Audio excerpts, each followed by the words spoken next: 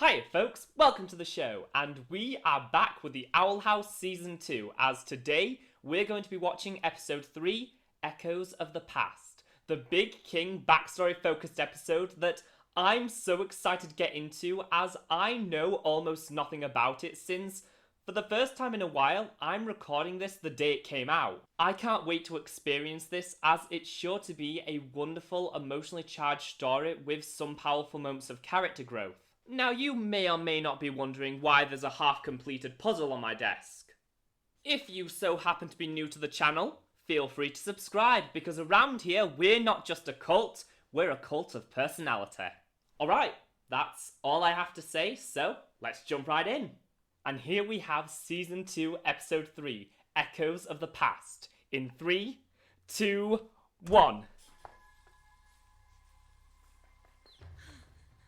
Boiling rain. Ah!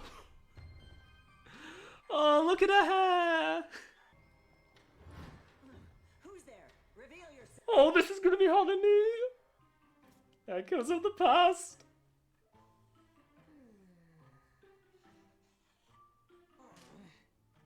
Is she trying to figure out a new glyph? Start a rebellion. Watching the ink dry is the best part. Well, Hootsifer, you truly are a gem. How do you always know what to do? What's going on? Is Hootie blackmailing her? Oh, I think they're actually friends. Isn't that nice? Right, it is. It's really nice. See? Oh! Now you don't. Oh, I guess it only lasts as long as I hold my breath. Still pretty cool, huh? Don't ever do that again! Do that again. Yes. An ambush! Men, defend your ruler! Look, I'm done for, Lulu! Hootsifer, this is make-believe. To die in your arms! Avenge me! There's no such thing as a king of demons. Blasphemy! Clearly, and falling from a massive height as that evil hex shrank me. One day, I'll return to my rightful place. Wait a second, wait a second, wait a second! What if series finale material is Huge King battling the Titan? We're going to my castle. What's wrong, Luce? I thought you said we should just go. Go with him. I said we should go with him, right? But I forget what I just said. Hootie, would you like to accompany us? I'll get ready!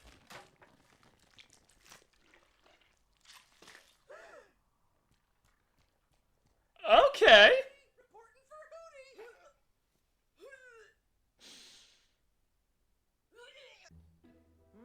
Where'd everyone go? Man, they made a mess in here. Oh well, it's been a while since I had room to put my feet up. Off to my real castle. Don't wait up. Love, your favorite demon overlord. Oh no, not again. Oh!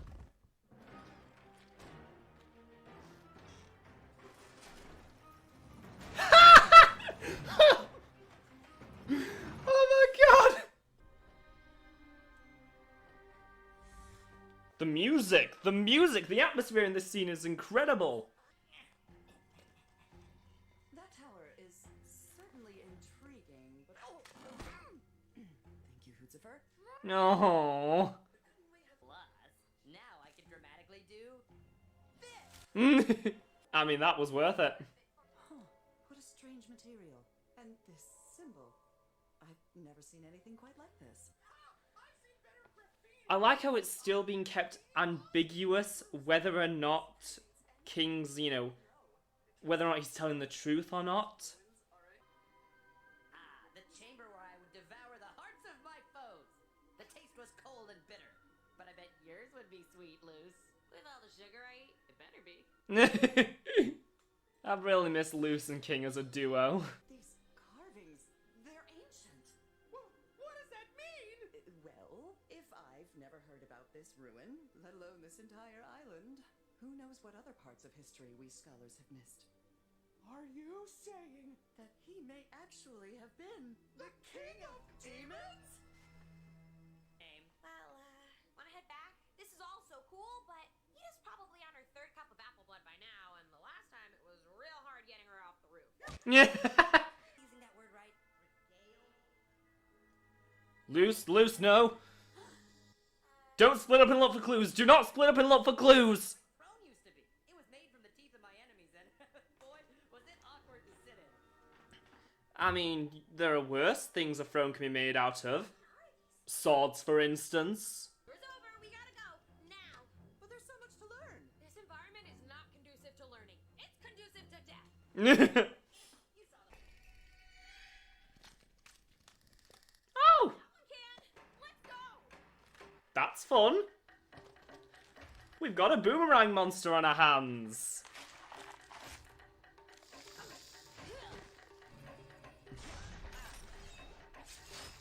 Dang, girl, you've been practicing.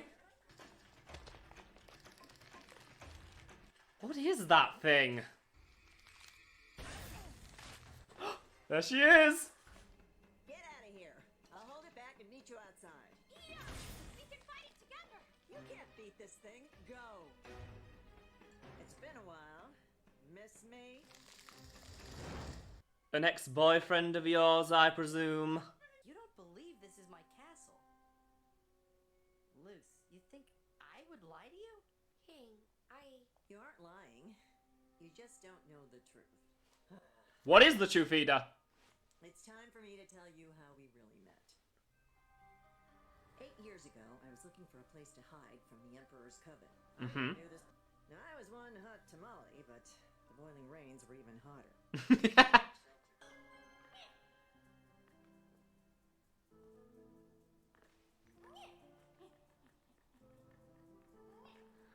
Oh, I'm getting 80s vibes from this music.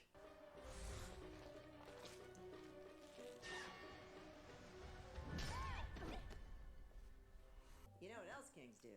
They command armies and eat delicious feasts. And that's how you got the idea that you were some despotic overlord. Oh, but you were finally happy, so I kept playing along with it. You're lying. I'm not.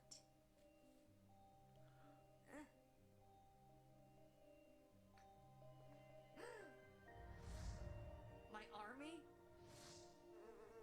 My feasts? My life? Ah, no! Keep that thing away from me! It's messing with my head! King, it's gonna be okay. No, no, no! No, no, no, no, no, no, no! No! King! Is this what regret feels like? Yes. Don't worry, we'll find him.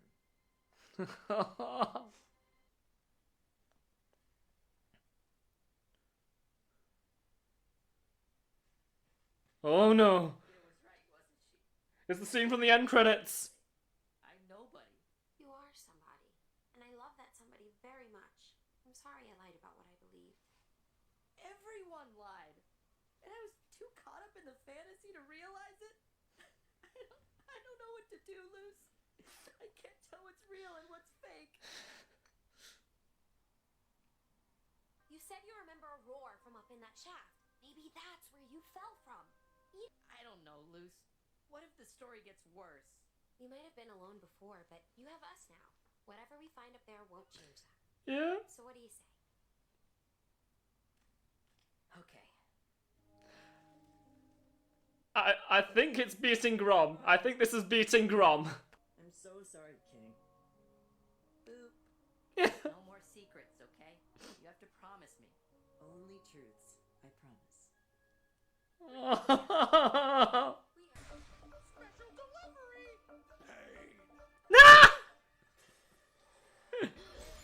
You sure they'll be alright? Hootie knows what to do. That's some good animation, though.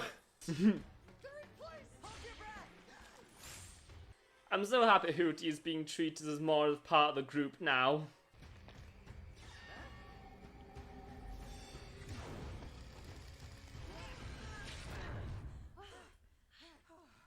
That looks like the barrier that was around the crown in episode 1. Very old. That's his egg? I knew there was something up here. I'm like the mystery whisperer. The butler did it. Magnifying glass. Secret door. Ida, I'm ready. Are you sure? I am.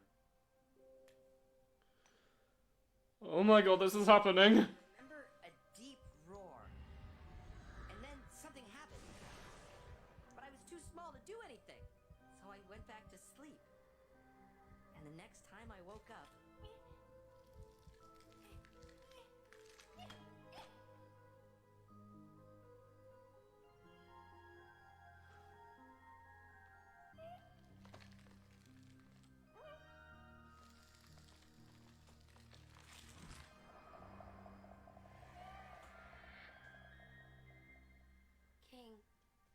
that roar, it meant son. I don't know how I know that, but I do. Someone called me their son, Luce. I think it was my dad. Stop. That thing was defending King from us this whole time? Huh. All right. If he's out there, I want to find him. I'm not that old. It could be possible. Would you help me? I'd do anything for you, buddy. Then, can we keep him? No. What if it's the Titan? What you doing there, King? The symbol was all over that tower. What if King's dad is the Titan? Is it okay to still call me king? Feels kind of weird when I'm not the king of anything. Well, you'll always be king of my heart. That's good enough, right? Yeah. Good night, Lucy. Oh. And Francois. Now Jean-Luc. Bummer. Looks like I'm all out of kisses. Maybe next time. Good night. Any ideas, mystery whisperer? I don't know, but whatever we discover, we'll be there for King. No matter what.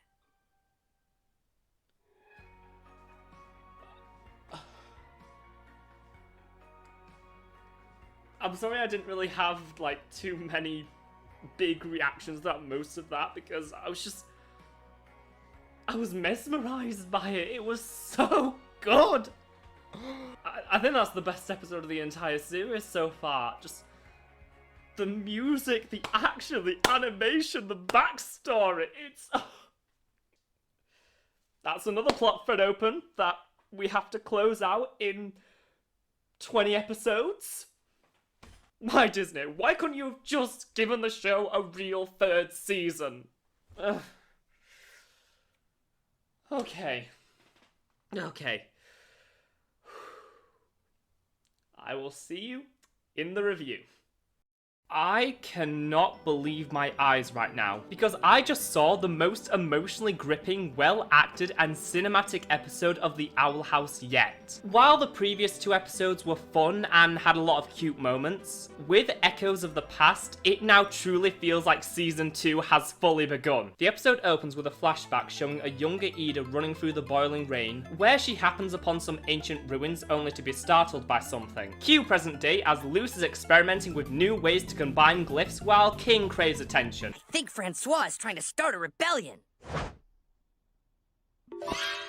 Luce has managed to create an invisibility spell, which can only last so long as you hold your breath. And can I just say how great it is to go from Covention, where Lilith does nothing but belittle Luce, to now where she openly admires her talents and looks up to her. The character development is just mwah. During one of King's outbursts, Lilith tells him that there has historically never been a king of demons, causing King to tell her of his reign, which ends with a curse shrinking him and causing his memory to get all fuzzy. The only thing he can fully remember is falling from somewhere. Lilith still doesn't believe him, so King rushes off saying he can prove it. Luce berates her and Hooty, saying this story is important to King, so they should try and play along. King returns with a witch's staffs, saying they're going to travel to his castle. Lilith asks Hooty if he wants to come with, which he is incredibly excited about. I'll get ready!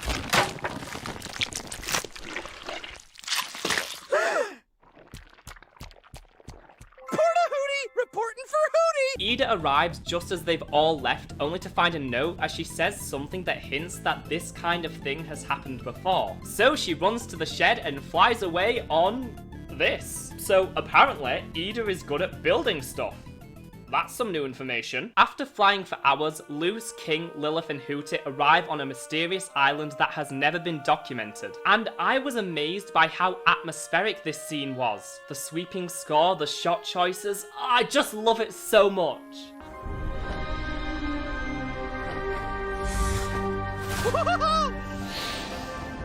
After travelling through the forest where the treetops are too thick to fly through, they arrive at King's supposed castle. Plus, now I can dramatically do this!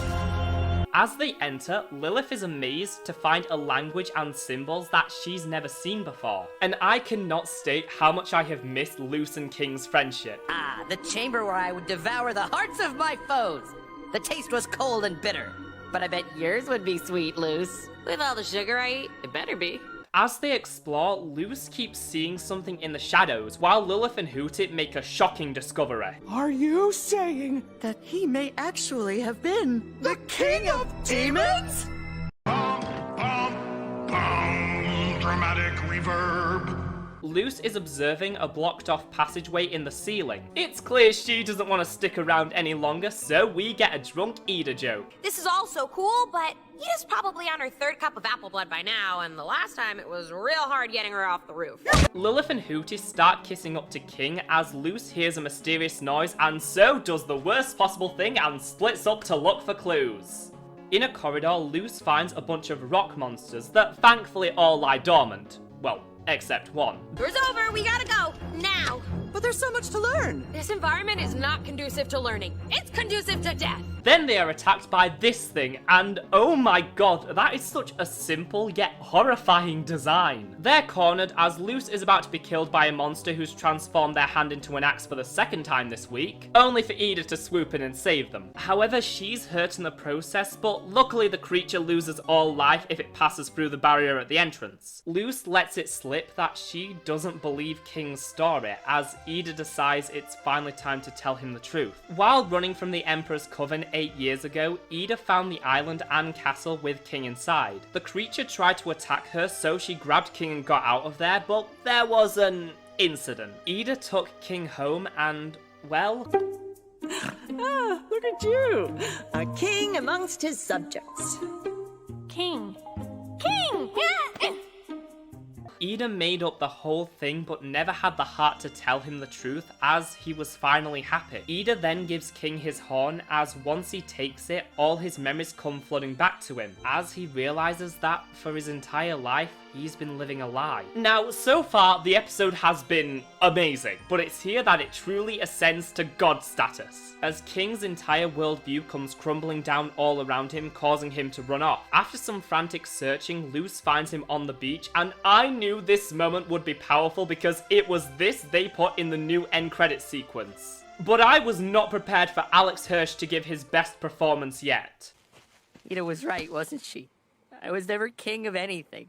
I'm nobody. Everyone lied. And I was too caught up in the fantasy to realize it. I don't know what to do, Luce. I can't tell what's real and what's fake. Luce thinks back to the blocked off entrance she saw and realizes that must be where King fell from, and gets him to agree to go up there with her. Once they meet up with Ida and Lilith, Ida apologizes for everything, and my heart can't take this. Boop. No more secrets, okay? You have to promise me. Only truths, I promise. Using the invisibility spell, they distract the creature as Luce blows a hole in the ceiling. They all fly to the upper level where King discovers what remains of the egg he was hatched from. And Luce, honey, I love you, but now is not the time. I knew there was something up here! I'm like the mystery whisperer. The butler did it. Magnifying glass. Secret door. King is ready to accept the truth and takes back his horn as he finally finds those last missing pieces to complete the puzzle. He recalls a memory from inside his egg where he hears a deep roar but then goes back to sleep, which... mood. And his next memory is hatching before being taken away by the creature which was made to protect him. And just when you thought we were done with shocking revelations in this episode, they throw in one more minor detail. That roar, it meant son. I don't know how I know that, but I do. Someone called me their son, Luce. I think it was my dad. The monster breaks in, but King gets it to yield. And since all the current dangling plot threads we only have 20 more episodes to fully explore and wrap up just one enough, here's another one. If he's out there, I want to find him. I'm not that old, it could be possible. Would you help me? I'd do anything for you, buddy. With the family back home, Luce glues on King's horn, as after all the emotional baggage we've been unpacking today, It's nice to just have some cute moments to end the episode. Is it okay to still call me king? Feels kind of weird when I'm not the king of anything. Well, you'll always be king of my heart. That's good enough, right? Yeah. After Luce says goodnight to King, she enters the living room, where Lilith and Ida are studying the photos taken of the ruins and trying to figure out their meaning. Any ideas, mystery whisperer? I don't know, but whatever we discover, we'll be there for King. No matter what. And that was the best episode of the Owl House so far. What is there to say about this? It took something that was mostly played for a joke in Season 1 and expanded on it, turning it into this simultaneously heartwarming and heartbreaking story that will now greatly affect any rewatch of previous episodes. Yet even with its huge emotions, there is still so much great comedy here. Everyone in the show's ensemble plays off each other brilliantly, and gives the relationships of their characters so much authenticity. You really feel the bond between Luce and King here, and that scene on the beach easily goes toe to toe with enchanting dance partners in my book. It's just a fantastic episode of television. And even though I am really worried about the show adding all these new storylines with only so many episodes left, I am on the edge of my seat to see how they will follow this up. If you have any thoughts on this episode you want to ensure you don't forget, why not leave them down below, as I would love to discuss them with you. Thanks so much for watching, folks, and I'll see you real soon.